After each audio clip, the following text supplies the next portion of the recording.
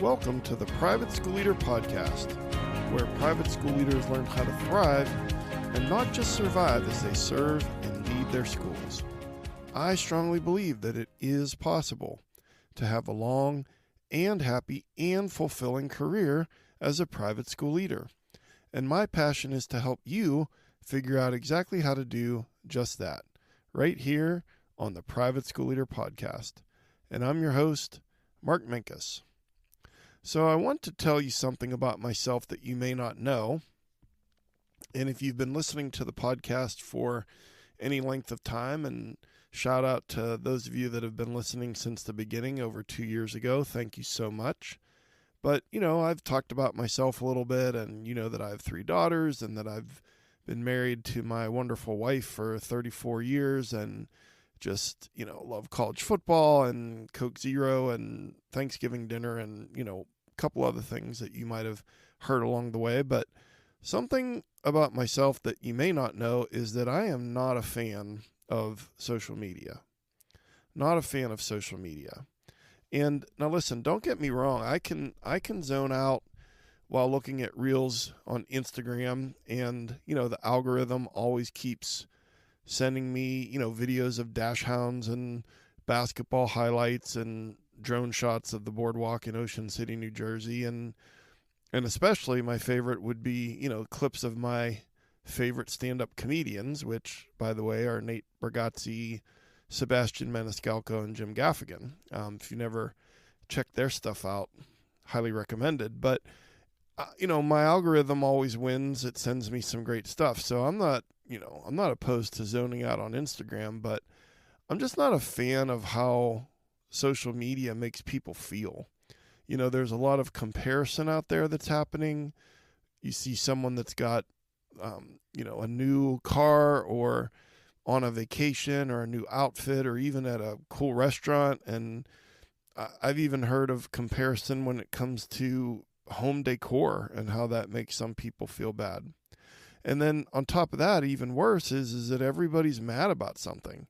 The comment section is to be avoided like the plague because everyone's going to be, yelling in capital letters and exclamation points, and you get enough of that in your subject line when you get an email from a parent. So if I don't like social media, then why am I doing an episode about why you should start a school Instagram account if you don't already have one? Well, I'll admit I have my work cut out for me today, and I do feel really strongly that this is something really, really important for you to do as a school leader. And I just need you to trust me and settle in and listen, because on today's episode of the Private School Leader Podcast, I'm going to give you 3 reasons why you should start your own Instagram account at school. But before we do that, I want to remind you that I've been where you are. And you're like, well, okay, specifically where? Well, where is having a parent living rent-free in my head when I'm trying to fall asleep, or when I'm at the dinner table or at church or driving to work or taking a shower, and I'm consumed with anxious thoughts, sick to my stomach just thinking about certain parents. I've been there.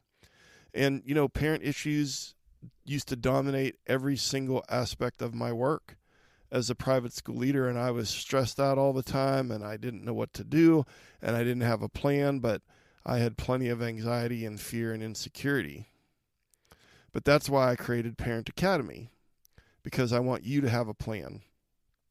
And with Parent Academy, you will go from feeling anxious and stressed out about working with parents to feeling confident, calm, and relaxed.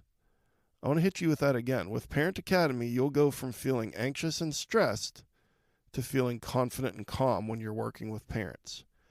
And it's an online digital course where I've taken my 33 years of experience of working with thousands of parents and put together a step-by-step framework for you to build those effective partnerships and reduce your stress. And then I teach your teachers in 2 45-minute webinars how to build effective relationships with teachers. So I'd love for you to find out more, and you can go to theprivateschoolleader.com/parentacademy. And I like to give you free things. Everyone loves free things, especially if they're helpful to you as a private school leader, because your job is hard enough. And I want to give you a free resource called The Top 6 Ways to Protect Your School from a Lawsuit. This is a 10-page PDF that can help you keep your staff and students safe and help keep your school out of court. And we know that litigation is expensive and time-consuming, and it's really, really stressful. And this common sense guide can help you be more intentional and proactive when it comes to protecting your school. So you can grab this at theprivateschoolleader.com/lawsuit. Again, that's a free guide for you called The Top 6 Ways to Protect Your School from a Lawsuit. And that's over at theprivateschoolleader.com/lawsuit. And then one last thing is that I do have a couple of coaching spots open right now. And I would love to hear more about you and your school and your biggest problem, and want to work with you to help you solve the biggest problem that you're dealing with right now at school. And so you can check out more about working with me one-on-one over at theprivateschoolleader.com/coaching. I'd love to work with you one-on-one. All right, so before I give you the 3 reasons why I think you should start an Instagram account, a school Instagram account for you as the school leader, I want to just tell you quickly about how I use social media. So I started posting to Twitter back in 2012, and then I migrated to Instagram and did Instagram and Twitter starting around 2018, I guess, and kind of got away from Twitter, but posted on Instagram starting in 2018, 2019. But my relationship with social media is a one-way relationship. And if I'm going to recommend you to give you 3 reasons why you should have an Instagram account, I want to make sure that you understand that I'm not talking about you doing things that's a 2-way street. I really strongly believe that it needs to be a one-way relationship. And what I mean by that is that my relationship with Instagram is that I post, period. Okay?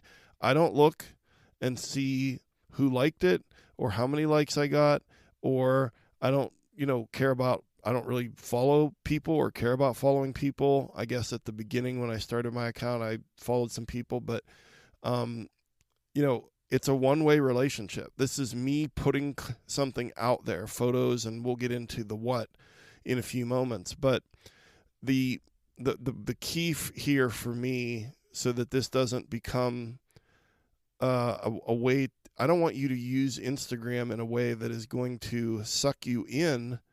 I want you to use Instagram in a way that is going to be a positive for you and for your school and for your reputation and your brand and retention and all the other things we're going to talk about in a moment. But in my experience, the best way to do that is for it to be a one-way relationship. So I'm going to give you 3 reasons why you should start your own Instagram account at school. And then I'm going to give you a couple of do's and don'ts at the end of the episode. And then finally, I'm going to tell you, what my school Instagram account is, so you can check it out and just get some ideas about, what I've been talking about here on this episode. So let's get into it. The 3 reasons why you should start your own Instagram account at school. Reason number 1, it's good for business. Okay, so what do I mean that it's good for business? Again, I'm talking about having your own personal Instagram account, a school Instagram account, not your private Instagram account. But this is where you're posting things that are happening at your school, things that you see when you're walking around the school, things at events, things in the hallway, things at the basketball game, things that are going on that are cool when you're walking around and you see pop into classrooms and all these different things, and you're just putting that out there. And I'll talk about suggestions on how often and, all the different things later on. Just don't worry about that right now. Just think about the reasons why this is good. And so reason number 1 is it's good for business. So I'm going to give you a few ways here, actually 4 quick ways that it's good for business. So having your school Instagram account is good for student retention. And I believe that a key to student retention is photos of happy kids doing interesting things. And I'm just going to say it again. I think that our messaging, a lot of it boils down to photos of happy kids doing interesting things and getting that into the eyes and the brains of the parents and the grandparents and the donors and the alumni as often as possible. And, we'll talk in another episode about what that could look like on your website or in a weekly parent memo or things of that nature. But right now we're talking about your school Instagram account, your personal school Instagram account. And so happy kids doing interesting things helps to fill the narrative void, and that increases student retention because especially kids when they become tweens and teens, there's a narrative void because when they come home, the parents are like, well, what'd you do at school today? Nothing. Did you learn anything? No. Did you do anything fun today? No. And so then day after day after day of that at the dinner table or from the back seat of the car creates a narrative void. And one of the things that helps to offset that is when the parents are actually seeing photos. These photos are so powerful, and the parents are paying a lot of money for this service that we're providing. They want their kids to be happy, and they generally believe that, but this really, really helps with student retention. They need the constant reminders. They enjoy that surprise and delight when they see their child, doing something interesting, or even a kid that they know from their kid's class, or it doesn't even have to be a kid that they know. It just gives them this think about it this way. It is just a constant. Let's say that you're building a house made out of bricks, okay, and you're building this beautiful mansion made out of bricks. If you put 1 brick or 2 bricks a day on that wall, that is the one wall in the mansion, okay, it's going to take a while. It's going to take time, but you're making progress every day. And it's constant, and it's small, but it's constant. And then eventually you're going to have this beautiful home. I want you to think about it as these little bits of these little bricks, these little things that you're building. You're building a narrative with the parents that our school is fun, the kids are happy, they're doing interesting things, and it's worth it. And when that's what the parents believe, student retention is going to be high. So it's good for business because it's also good for teacher retention. Because if you're out and about, and I'll talk later about, how having your Instagram account at school will help you be out and about in the school more often. It'll get you out of your office more. That you're popping into teachers' classrooms, and that helps them feel supported, helps them feel seen. And when I'm posting something about, they're doing this experiment in science, or they're debating this topic in social studies, or they're reading about this specific author or a poem or this artist in art class, whatever it might be, several of my teachers follow my Instagram. And so if I'm posting stuff that they're doing, don't you think that makes them feel supported and feel seen? And it does, and it helps with teacher retention. It helps with school culture too. Another way that it's good for business is with recruitment. Your Instagram is public facing for not just current families, but for prospective families as well. And, they can get a sense of you as a leader. Are you competent? Are you passionate? Are you fun? Are you warm? And you're like, well, how does that come through? It does, eventually with just the photos that you post and the captions, it gives your vibe. It gives your, it kind of your brand. And it doesn't have to be complicated. You're not a social media influencer, and I'm not trying to turn you into one. I just want it to be that you're out of your office, that you're using this amazing camera that you carry around all day long in your smartphone, and that there's a way for you to put out into the world what you're seeing, because it's super frustrating as a leader when your school feels like the best kept secret in the world and you're keeping the secret from the parents.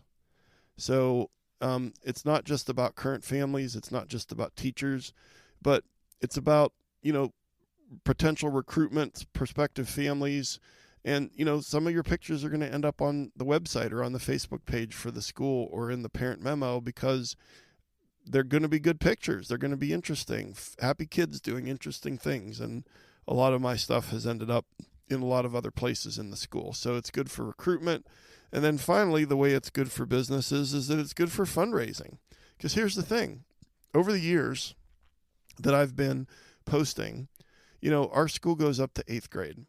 And a lot of kids who get to be into middle school, they'll follow me, and their parents will follow me. And I'll talk later about how once you have this Instagram account, how do parents find out about it? Because, you're sitting there thinking, well, yeah, I hear Mark saying about posting these photos, but like, how do the parents even know so that they can follow me? I'll give you that in a little bit. But my point is that when kids graduate from our school at 8th grade, they don't unfollow me. The parents don't unfollow me. So now these are alumni and alumni parents who I've been posting for a long time, even though our school only goes up to 8th grade. A lot of these kids, they've graduated from college. Many of them graduated from high school.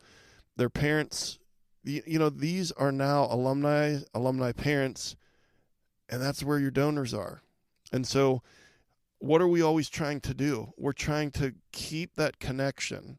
What is your college trying to do? For crying out loud, I graduated from Penn State University in 1990, 35 years ago, and I still get emails from them about the Alumni Association. Okay, my point is this: you're trying to get parents, graduates, alumni parents, grandparents. You're trying to keep them to have a continued connection to your school, to kind of know what's going on, to kind of feel that nostalgia and that connection, because they're more likely to give. Well, one of the ways that this connection can occur is through Instagram, and I'm telling you, it can lead to goodwill and it can lead to donations. So having your own Instagram account at school is good for business. All right, reason number 2 is that it's good for you. It's good for you. And the first reason it's good for you is more dopamine. So I said happy kids doing interesting things. When you're out and about in the school and you're taking pictures of happy kids doing interesting things, you're going to get a dopamine hit, and another one, and another one. And here's the thing. When I open up my Instagram and I just kind of like look back through old photos, it makes me so happy. I'm getting dopamine hits just thinking about it. And so my point is that it's good for you for so many reasons. And we'll talk about a couple more here in a second, but our brains are marinating in cortisol, okay? And so we just need to offset a lot of that stress and anxiety and cortisol and fight or flight with some dopamine. And happy kids doing interesting things is going to give you a dopamine hit. You take a picture, you post it on Instagram, you just kind of get into the habit of doing that, and it's going to be more dopamine, less cortisol. The second reason why it's good for you is because it's fun. School's supposed to be fun. And there are fun things happening at your school. And the problem is that we often get so tied up with the things that we are responsible for and the tyranny of the urgent and everyone else wanting us to adopt their definition of urgent that we don't get out and about as much as we would like to. And then we're not interacting with the fun parts of our school. And so school's supposed to be fun. And when you are posting on Instagram, it's fun. So for example, kids in the hall on a spirit day, or the 6th graders at the lunch table, whether, at our school, if it's nice weather, it's out at the picnic tables, or if it's in the cafeteria, you just walk up. And here's the thing, tweens and teens, they're always up for a photo to be, and they're going to mug it up for the camera. That's fine. The more that they mug it up for the camera, the more happy and fun they're happy. This isn't manipulation. This isn't like, okay, smile, and they look miserable all day long. You see happy kids. The parents need to see happy kids, because when their kid rolls home, especially if they're a teen or a tween, do you think that the expression on that kid's face after a long day of school and maybe a practice or two, and then they've got homework to do and blah, blah, blah, do you think the expression on that kid's face matches what you usually see at school? No, they're two different things. So what is the parent seeing? They're seeing unhappy kid or tired, grumpy kid, and I get it. That's a teenager. That's their job when it comes to their parents. But you're seeing a different kid. How can we help the parents see what their kids look like at school? I'm telling you, this is the way. And so whether it's kids in the hall, kids at the lunch table that are mugging for the camera,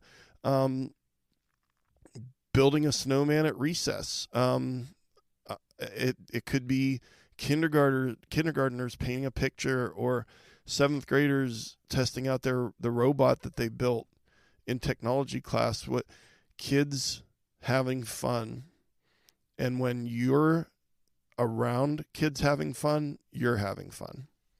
So the 3 reasons why you should start your own Instagram account at school. Number 1, it's good for you. Reason number 2, reason number 1, it's good for business. Reason number 2, it's good for you.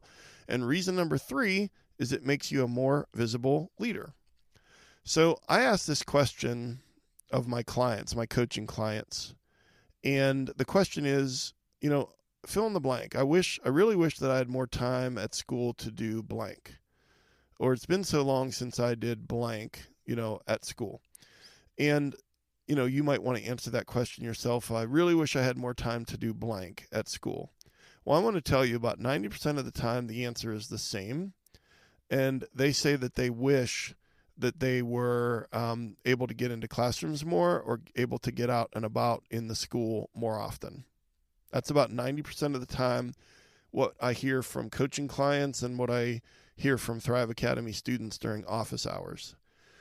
And so, to further prove that point, episode 95, which I'll link in the show notes at theprivateschoolleader.com/episode 121, it's called How to Be a More Visible Leader This Year. That's one of the top 3 downloaded episodes out of 121 episodes. Okay. So school leaders that are listening to this podcast, they want to do that. They're downloading an episode about how to strategically be able to do that more often. Okay. And then another one that was really downloaded a lot is a more recent episode, and it's called, it's episode 117. And it's called There's Joy on Your Campus. It's Just Not in Your Office. And I want you to think about the inside of your office for a moment. Okay. Just picture it. There's your desk, there's the thing that's hanging on your wall, there's the phone, there's the computer, there's a chair, just picture your office. Okay. Now, I want you to think about, is there anything that's Instagram worthy in your office? Okay. Probably not. Okay. So you have to go to the joy. And I'll link episode 117 in the show notes as well. There's joy on your campus. It's just not in your office. You have to go to the joy and then just take pictures of the joy and post it. I know I'm making it sound easy, but I'm telling you, there will be a little friction when you get started as far as like the how and the when and the whatever, but it'll be very, very easy and very intuitive and fun once you start doing it. Okay. So you got to go to the joy and then photograph the joy and then post it. So those are the 3 reasons. And then before we wrap it up, I just want to give you a couple more things. One is, how will people know that I have an Instagram account? And then a few do's and don'ts. Okay. So how are the parents going to know? So you just decide, let's say after you listen to this episode, okay, I'm going to do it. I'm going to start an Instagram account and I'm going to start posting. But how can the parents know? All right. So let's say that you have a weekly parent memo. I actually strongly recommend that every school have a weekly communication that regardless of how fancy it looks. This doesn't have to be super fancy, but something that goes out on the same day at the same time once a week. But regardless of whether you have that or not, if you have a weekly parent memo, weekly parent email, it can be in there. Just, hey, click here to check out Miss so-and-so, Mr. so-and-so, Dr. so-and-so's Instagram page. Okay, so that's one way to kind of announce it, and then it's just kind of there as a regular thing with a click here to follow. Add it to your email signature. Click here to check out my Instagram. You can, here's one thing that I do. Every year I send welcome back emails. At my most recent school, I was in charge of 4th through 8th grade, and so every year I would send around the beginning of August welcome back emails, 1 to 4th grade, 1 to 5th grade, 1 to 6th grade. And then at the bottom of that email, I would take screenshots of posts of those same kids from the year before, and then I would so I'm giving the parents some examples, and then, hey, click here to follow me to check out, your kids doing interesting stuff. And just put that at the bottom, kind of in like a PS. And that's a lot of parents are clicking and following because they want to see what's going on in school, but really what they want to see is their kid. So I show the posts in welcome back emails. Another is I share the link when I surprise and delight parents. And so you've heard me talk about this before, that when I warm up my lunch, that takes about 6 minutes, and I pull out my camera and I look at my photo gallery for the previous 24 hours, and then I'm sending, 3 kids are smiling for the camera at recess from the day before. Okay, so on the BCC line, I put the parent email address for those 3 kids. On the subject line, put recess, attach the photo, but then I'll also just paste my link to my Instagram account in that email. Doesn't take very long. You can get really good at doing it quickly. And it's surprise and delight because when I hit send, there's 3 different parents, maybe 6 different parents of those 3 children at work, at different places throughout the day. And they're getting this surprise and delight email of their kid really happy at recess. But then it's super easy for them just to click and follow there. So those are just a few examples. There's a lot more ways that you can get it out there. And it doesn't have to be that you're, that you feel like you have to put it on a billboard on the corner of the busiest intersection in your town. It will organically grow. And then you're going to continue to just remind by having it in different places. Okay. So that's how people are going to find out. And then let's finish up the episode with a few do's and don'ts. Okay. And I will list these in the show notes because there's, a few of them here and it's kind of might be a little hard to follow. All right. Do post lots of pictures and videos of happy kids doing interesting things. That's like the 7th time I've said that. But pictures, little quick videos of happy kids doing interesting things. Don't post kids that are on the do not photo list. So you're going to need to find out, who those are. And then what I do, honestly, is, part of it is I try to avoid those photographing those kids or groups of kids when that kid is in it. But I don't just not post if there's a photo that's great and awesome and interesting, but that kid happens to be in it. What I do is I actually go in and put a little sticker, like a smiley face sticker, quote unquote sticker, over that kid's face and then post it. Parents are fine with that. You're not breaking any rules as far as do not photo. And you're also then, you don't have to avoid taking pictures of this certain grade just because this kid is in half the photos. So do post pictures of videos of happy kids doing interesting things, but don't post kids that are on the do not photo list. Do have a one-way relationship with social media. Don't follow any current students or parents. Okay, so that's another thing that I really, it's not that I try not to do it. I definitely don't follow kids, current students. I might follow a kid who graduates after they graduate in 8th grade, not even when they're in high school, but follow them when they get into college, possibly. So, and I'm not following parents. Remember, one-way relationship. I don't care about, well, you followed that, because that's the thing. If you follow this parent, then this other parent over here is going to get mad because you're not following them. So just don't follow anybody. This is a one-way relationship. You're just putting that out there for them to see. You're not worried about following people because you're not going to go look at their stuff anyways, okay?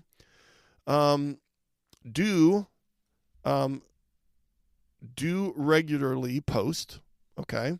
So start out with just trying to post once or twice a week.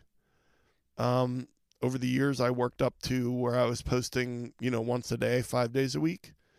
Do regularly post. Don't beat yourself up when you're too busy to post. Okay?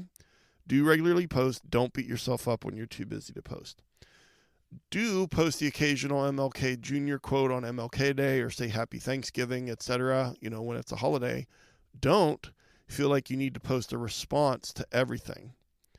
So my point is that if there's like a school shooting or if there's something big going on in the news or, once you start posting quote unquote responses, and that's a whole different thing as far as a school, because if you have a school Instagram page, a school Facebook page, more and more schools are just choosing not to respond to things because they've gotten into this thing where they're responding to everything, and no matter what they post, they make half the people mad. But this isn't for that, okay? This is for videos and pictures of happy kids doing interesting things. So don't feel like you need to post responses to things that are happening in the world. If that's something your school feels like you need to do, then that's on the school's official Instagram or Facebook page, okay? And then finally, do walk around campus with an eye for what to photograph with that amazing camera that you have in your smartphone. And then don't worry about the quality of the photos. It's a little bit blurry. This kid was running this, but nobody cares. Nobody cares. You don't have to be a photographer. It's just, again, it's fun. It's interesting. It's, wow, they're really doing that thing. The kids are doing this. I didn't know they had a Thanksgiving food drive, and I didn't know that they were giving speeches and blah, blah, blah, blah, blah. Okay, it's like, yeah, exactly. All the things the parents didn't know, here and there, now they know. And so that just leads to so many positives. And so speaking of the positives, let's just wrap it up by reminding you the 3 reasons why you should start your own Instagram at school, your own Instagram account at school. Reason number 1, it's good for business. Reason number 2, it's good for you. And reason number 3, it makes you a more visible leader. And with the call to action, I've actually got a couple. Usually I really try to limit it to 1, but I'll put these in the show notes.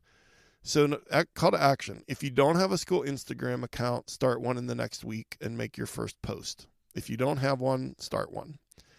And if you need help, ask your most tech-savvy colleague or teacher, or if you have a teenager or young adult living at your house, it'll take you like 3 to 5 minutes at the most to get your first post out there.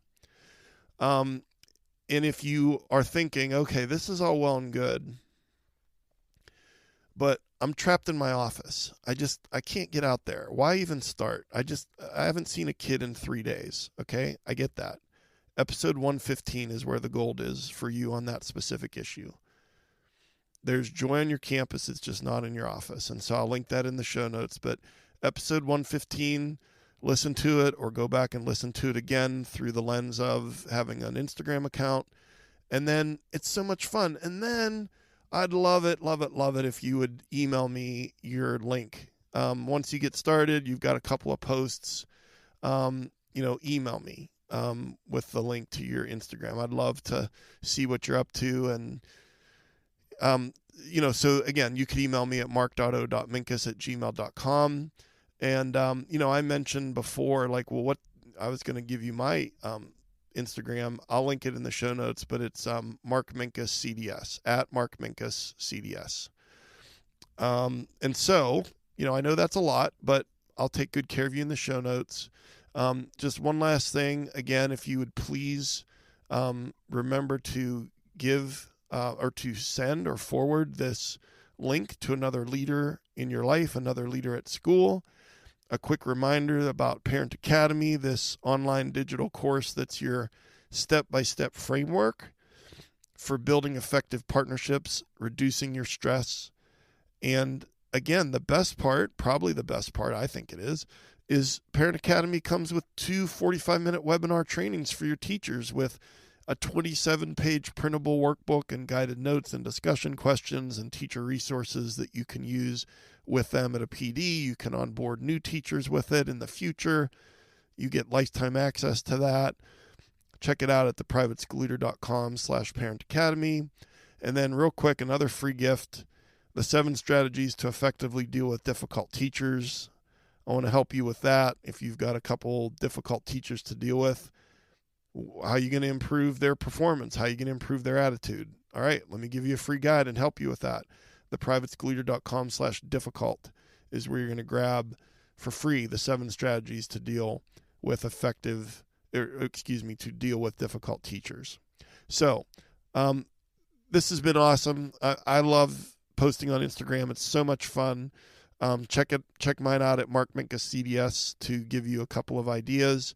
And, I think it's good for you. I've enjoyed it so much, and obviously I'm passionate about it, but there are some good reasons to do it. And, I hope that you'll take me up on that and do that. And so let's wrap it up. I've been your host, Mark Minkus. I appreciate you so much and all the hard work that you're doing for those lucky kids and teachers at your school. Thank you for taking some time out of your precious time time out of your week to join me here today. And I'll see you next time right here on the Private School Leader Podcast. And until then, always remember to serve first, lead second, and make a difference.